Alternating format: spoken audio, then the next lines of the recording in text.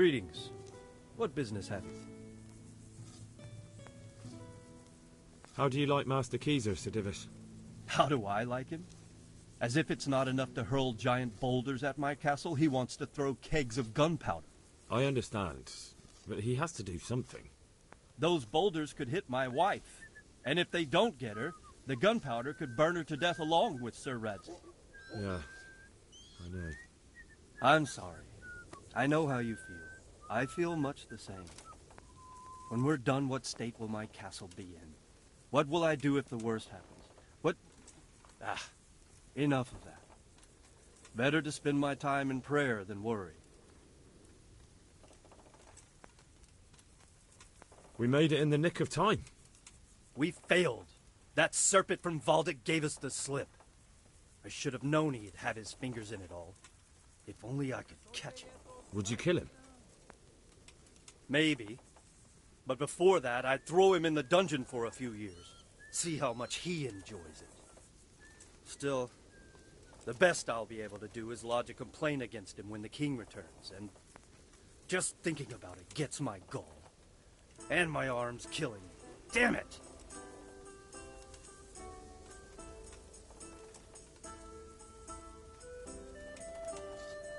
I've arranged for a priest to come. He promised to take care of the people around here. Thank you, Henry. Lifting the spirit can help us all. I got hold of a Sawbones to take care of our wounded. Thank you. Most of them have already lost their homes. Their lives are all they have left. Good luck to them.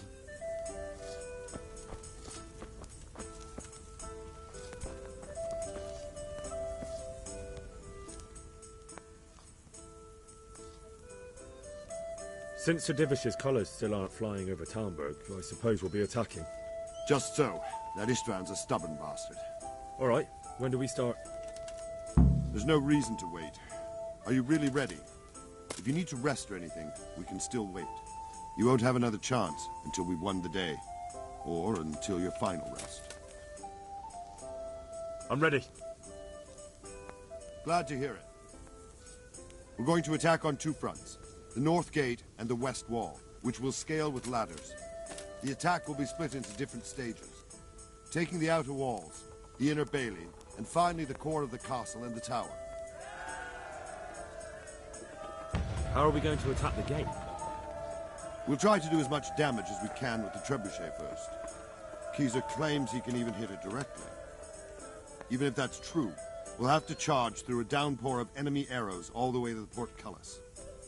Portcullis? Fortunately, it's wooden, so we'll be able to break it down. But dealing with the defense in the bailey won't be easy. And what's the plan for attacking the west wall? First, we have to get men to the wall with ladders, which is no easy matter under fire, so we'll need as many men covering them as possible. As soon as the ladders are in place, our foot soldiers will run up and try to scale the wall. Once a few of them get to the battlements, we should quickly gain the upper hand. How will we take the battlements? Either by scaling the west wall, or our men at the gate will help. If they can break through, that is.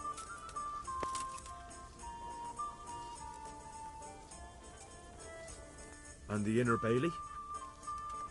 That will be tough. Even if we get through the gate and into the outer bailey, we're still a long way from victory. The castle is designed so we'll be like hens in a coop to anyone with a bow on the inner battlements. We'll have to either fight our way through, or somehow get around them. What about the living quarters? There, I'm worried most about the hostages. Once we're inside, Istvan will know defeat is inevitable, but we'll still have to fight for each and every room.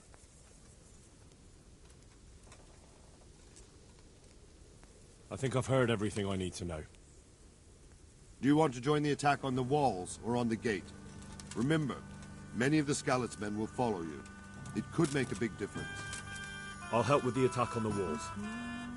I'm proud of you, Henry. You've changed from an insolent pup into a tough, reliable fighter. And as God is my witness, we will kick those whore sons' arses. A village lad and an old soldier? This man must be shaking in his boots. If he's not shaking. then he doesn't know what he's got coming. Just one last thing, though. No matter how good the plan is, something always gets fucked up. Keep your eyes open and take advantage of every chance. Help your comrades, and don't go rushing in where you're outnumbered. We have to take the castle gradually, one position after another. I'll remember that. Good luck to you, Stripling. Good luck to you, old soldier. Take care.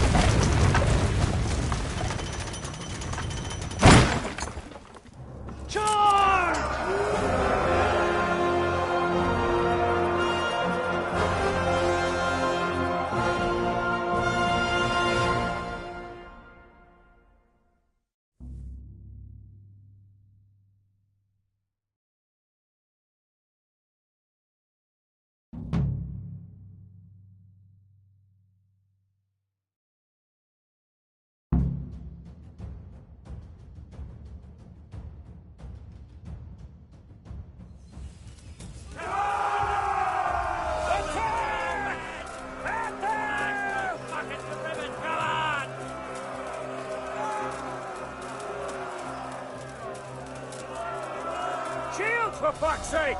Cover yourselves! Wait till I raise the ladders!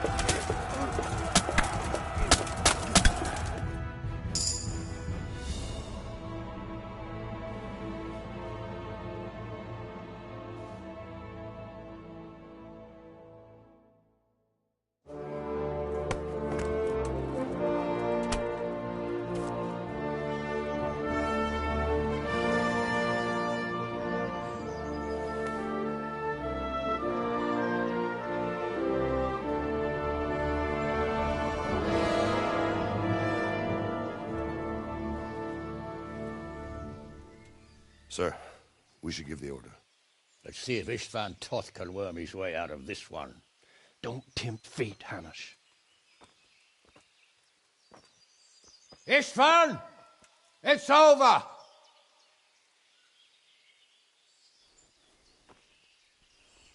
You want us to come and get you? I wouldn't advise that. Your friend Divish wants to see his wife alive again. And Sir Radzig? Are both hostages unharmed? For now, Hanush, unless circumstances change. Well, I'm glad to hear it. My guest is also safe and sound, but he's also quite keen to go home. I imagine you feel the same way. It's been a long time since you warmed yourself at your own hearth. I'm in no hurry. I've plenty of supplies here, grand view and excellent company. What more could I want? Your freedom! Freedom? Freedom to get an arrow in the back? Sir, we're all noblemen here, all bound by honor.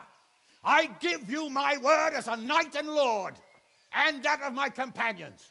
If you release Lady Stephanie and Sir Radzig, you may leave the castle with your men and go on your way unharmed.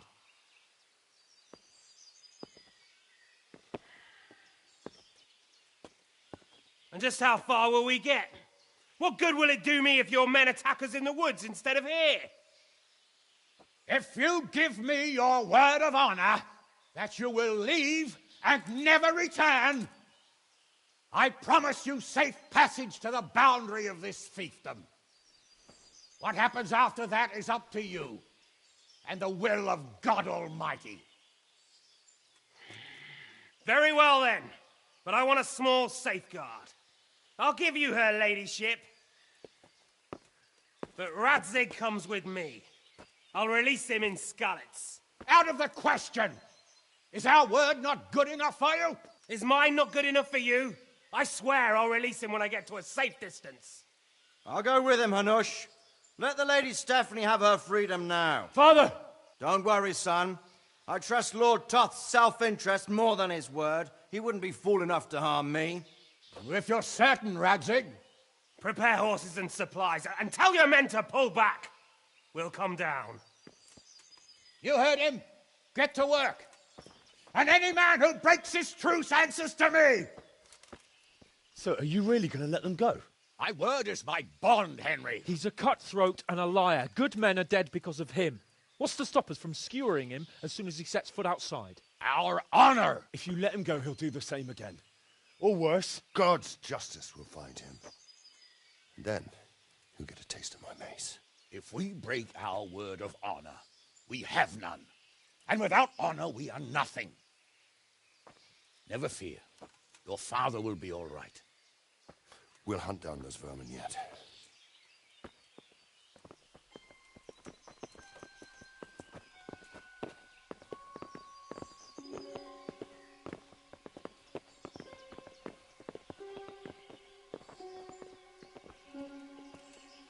Bring the horses.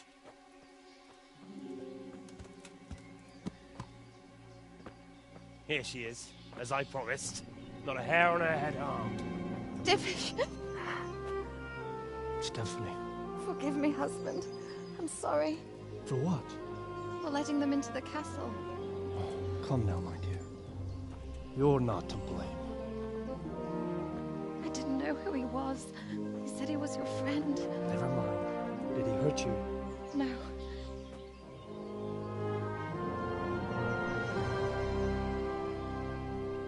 I hope your word can be trusted. Certainly more than yours. If everything goes as agreed, I'll set Radzig free in Skalitz. If anyone tries to follow us, I'll kill him. We won't. My apologies for keeping you from your father, but you'll see each other soon enough. Oh, I almost forgot.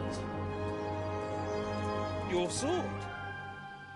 I expect you'll want it back after all the trouble you went to. Actually, you know what? I think I'll keep it. As a memento. This isn't over. I'll find you. I look forward to it. Yeah!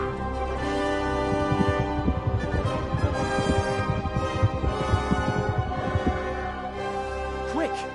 To the battlements! We have to see which way they go! Oh, they really are heading for Skalitz. Mount up, Henry. You've heard what he'll do if we follow them. We're not going to follow them. We just have to collect your father. Or do you want him to walk back here when they release him?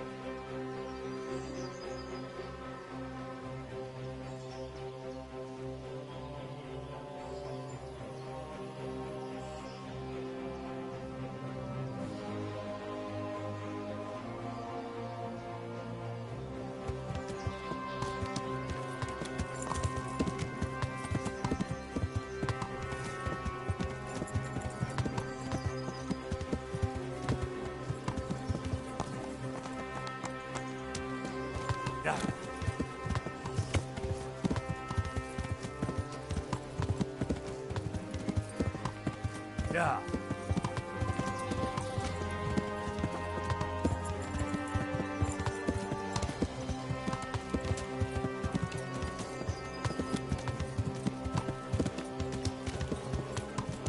Yeah.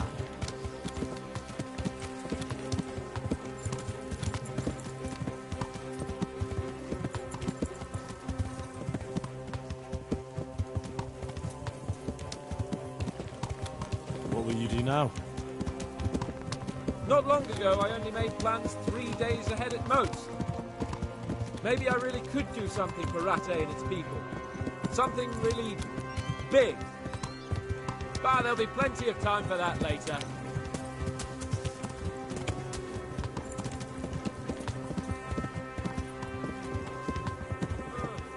What do you think?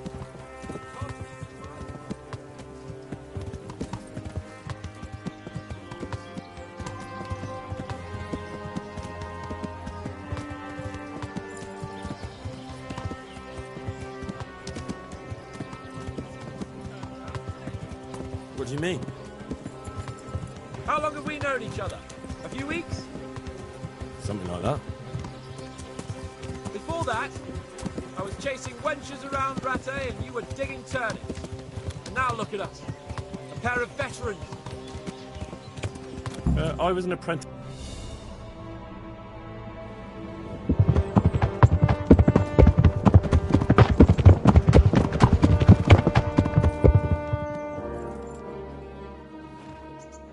There's no sign of them. Move on.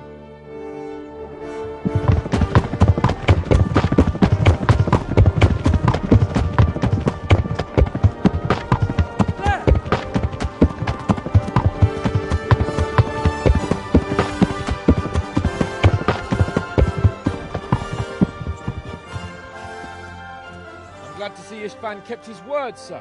Not half as glad as I am, Your Grace. Well, we kept our word too. And now Toth has had his head start and he's fair game. Which way do they go? To the north, but I would be careful, Sir Hans. Fear not, Your Grace. I have twice as many men as he.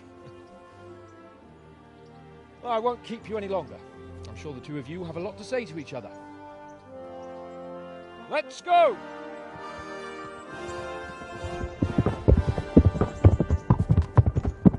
All right, Father. I am. They treated me quite decently. Although they did steal my horse, so I'll have to go back on foot.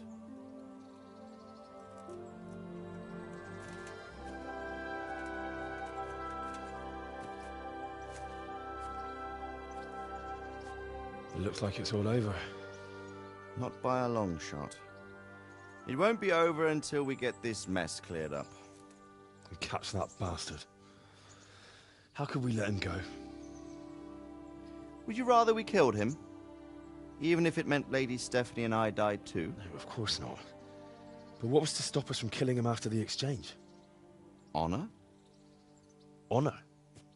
If the word of honor of a nobleman could not be trusted, then he would never have agreed to the exchange. And where's the honor in abandoning your son? You know how it is. We were young. It happened. And I couldn't marry a commoner. Then your father, Martin, came along and took care of both of you. He knew it. What? That I was your father? Certainly.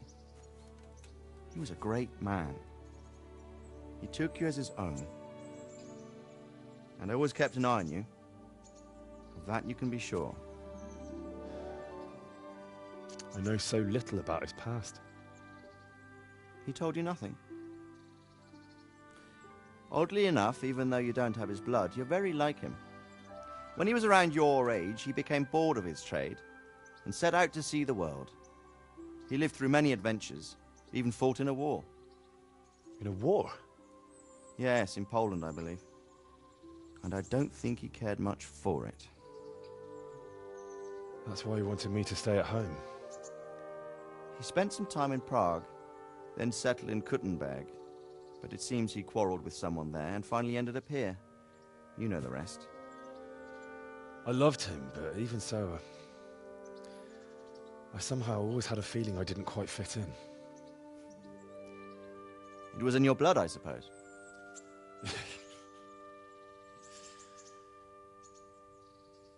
I lost the one thing I had left from him. Your sword. Ah. The sword. It's not my sword. It's yours. For a moment there, it was so near, yet so far. Oh, well, it can't be helped.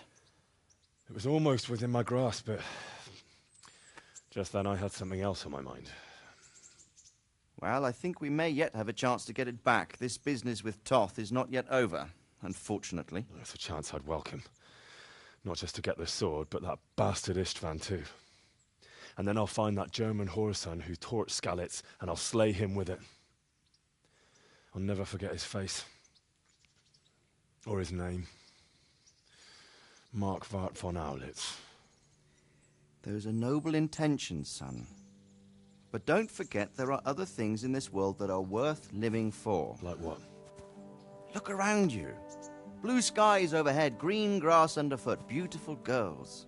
Good wine, a few good friends, and a fine steed under your backside. Those are things worth living for. Though I can't deny that swine who killed your mother must pay for what he did. But it's better not to dwell too much on that at the cost of those other things. On the subject of steeds, I think we'll have to ride like the Knights Templar. How's that? 2 up. One day I'll tell you how they got their seal. You can take the front.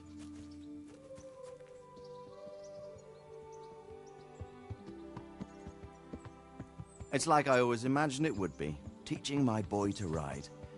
Although it would be better if you were a little smaller. My word, it's all go today, isn't it? I wonder who this is. I think I know. It's Margrave Jobst. The king's cousin? I wonder what he wants. I guess we'll find out soon enough.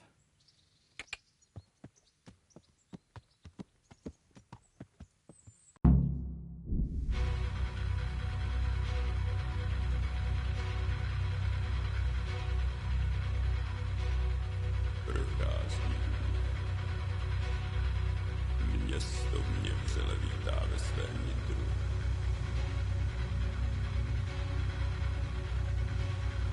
Nemusím nic skrývat, zde nejsem ničím štván. Navždy jsem cizincem, aby jsem předělá.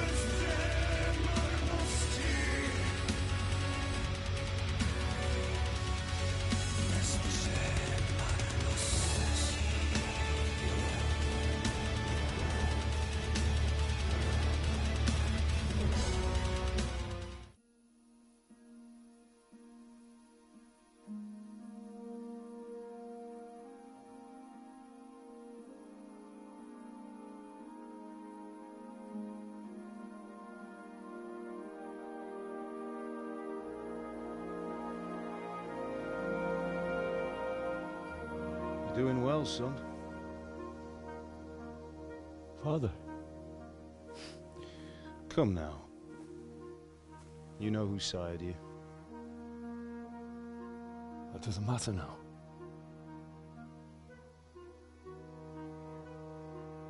I miss you, Amar. I miss you very much. You'll be fine. We're proud of you. For what? I let you down. I lost the sword. I let that bastard get away. Don't be so hard on yourself. There was nothing you could have done to save us. And someone has to live and carry the torch. As for the sword, it's just a thing. You didn't want me fighting. Now look at me. Standing up to evil isn't the same as sowing its seeds. You did what was right.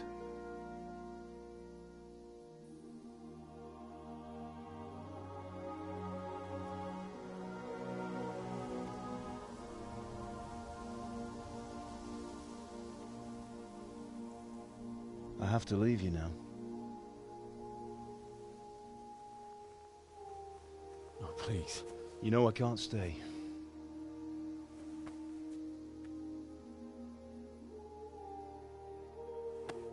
Will I ever see you again? God knows.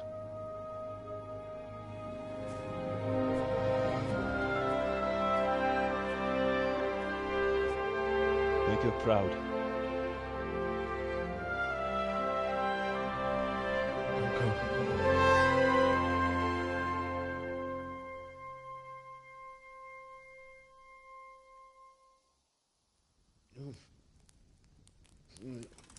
Oh, don't go.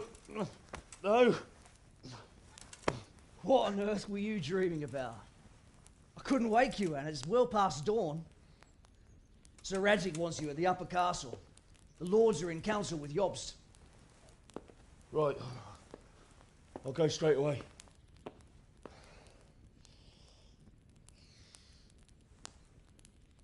What is it? It's just... I don't know how to address you anymore. All of a sudden you're Sir Radzig's son, hobnobbing with lords and ladies. And here's me as common as muck. Oh, give over, you idiot. Do I look like a lord to you? Not really. You're as much a lord as I am a nun. And I've never looked good in a habit. Get out of here! Or I'll have you clapped in the stocks.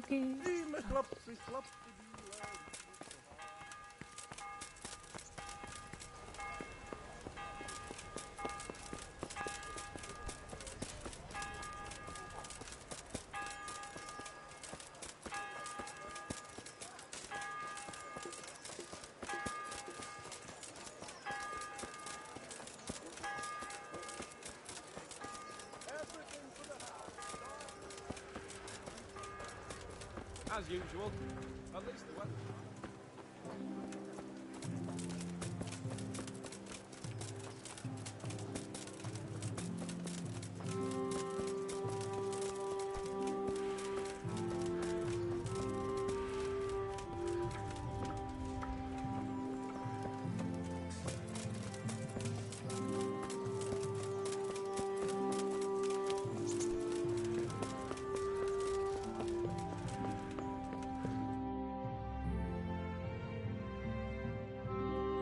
How? Are you going to the meeting with Margrave Jobst as well? I am. What about Istvan? I assume... That we didn't catch him? No. Because if we had, you'd be the first one to know. Have no fear. We'll get him eventually. I hope you're right. Anyway, let's go and see what Jobst wants from us.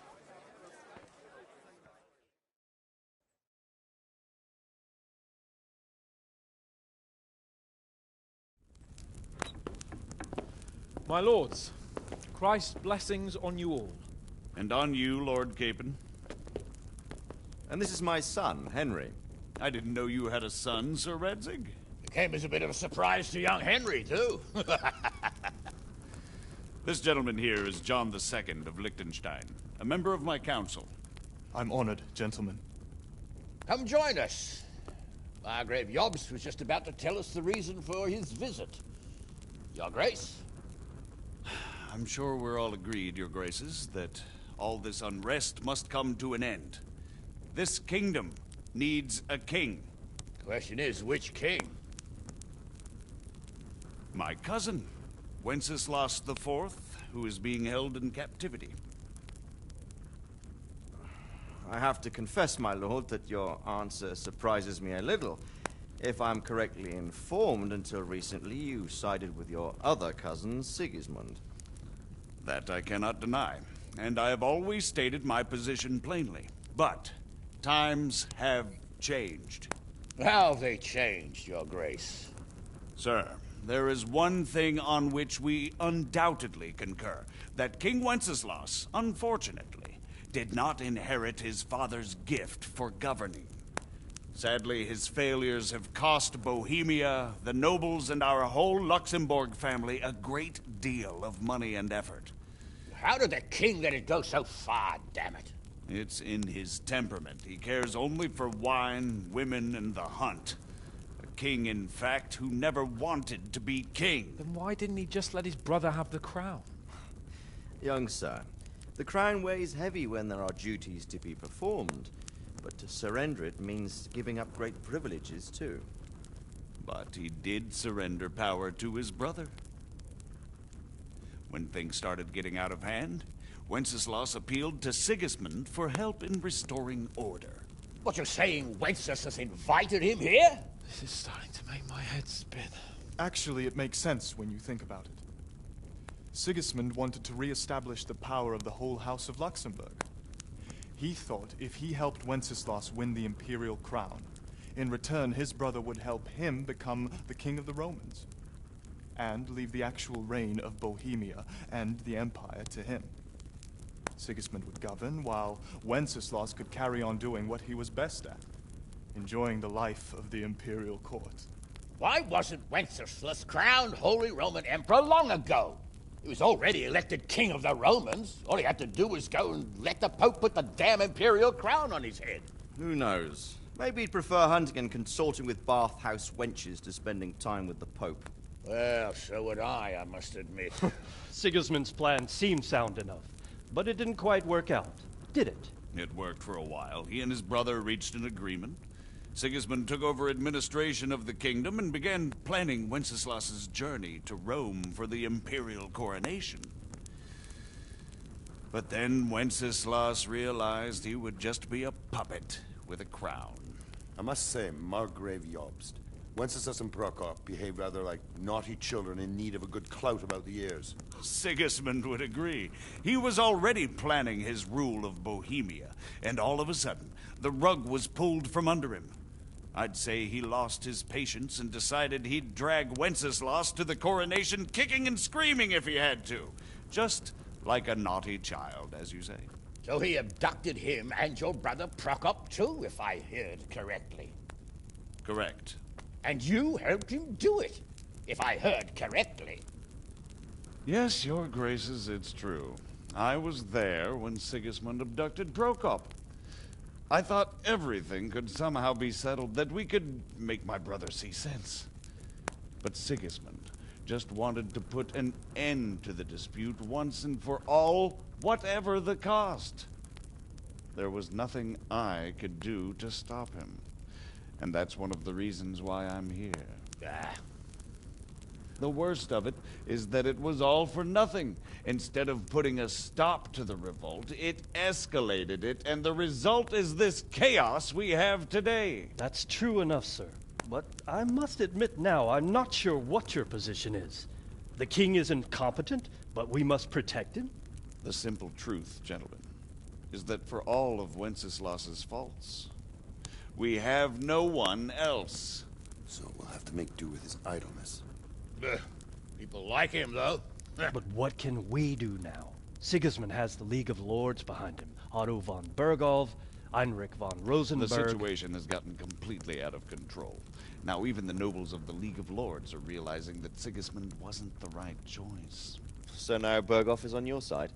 Are we to assemble an army together with him and face Sigismund on the field of battle? We're not in Hungary now. Such affairs may be settled elegantly, without unnecessary hostilities or expenses. I have negotiated an alliance with the Hungarian bishops, the Polish, and of course the Czech nobility, against Sigismund. Every day he is losing the ground under his feet, and that's why I need your help too. What kind of help, though? Sigismund has a massive army, and Rosenberg, Berghof, and Prague are behind him. Do you have an army you could face him with? But that's not what I mean at all. There's been a revolt against Sigismund in Hungary, partly due to my efforts. And now he'll have to choose whether he wants to gain the Bohemian crown, which is a very risky enterprise, or hold on to the Hungarian one. He can't have both. And there's a tough struggle awaiting him in Hungary. I'm not sure he'll win, and Rosenberg and Berghof know it too. They're not stupid. If the Bohemian nobility stands together, they will turn. We are men of little consequence, Margrave. Radzig here lost everything because of his alliance with Wenceslaus. Sir Divish came within a hair of the same fate. Even Rattay is defenseless against Sigismund and the League of Lords. What's more, your grace, King Wenceslaus languishes in captivity in Vienna. He can't rule too well from there. And what do you propose? To sit with your arms folded till the Bohemian lands are turned to ashes like Skalitz? We have to put a stop to this senseless war! And do you know, sir, what the true position of the League of Lords is? I'm not on the best of terms with them at this moment, so you'll have to ask them yourselves. Yes. Why not? I'll go and visit Berghof at his castle and we'll see what he tells me. You know, that's not such a bad idea, young sir. True. Oh, a little risky. I doubt Berghof would harm a blue-blooded envoy. And you can find out what he has to say about developments and what the League of Lords is planning. Then we'll decide what to do next. I'll help you compose a letter to him. I'd like Henry to come with me. Why not? He's proven himself an able investigator, and he'll also be a good bodyguard if anything should happen. And I'll send Sir John here to Gutenberg to be my eyes and ears there. I believe both your reports will help us get a better grip on the situation. When can you set out? Just as soon as I've packed my things. Excellent. Margrave Jobst and I will draft a letter. Get ready, and we'll meet back here.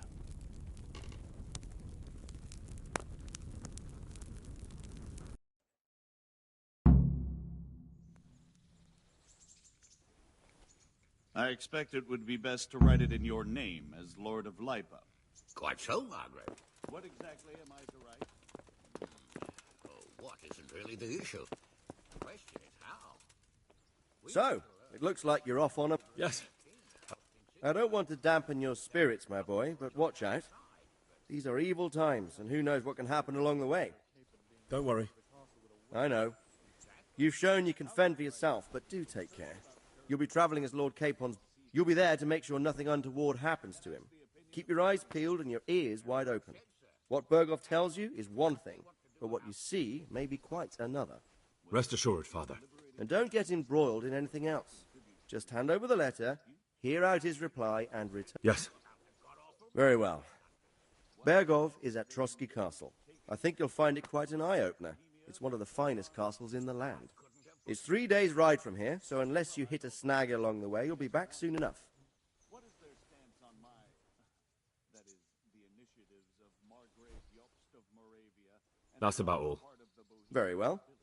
Take Action against them or support their efforts. You read my thoughts, sir.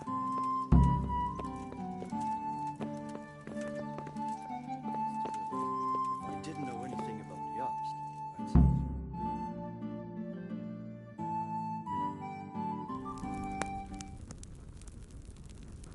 I believe we have written it well, gentlemen.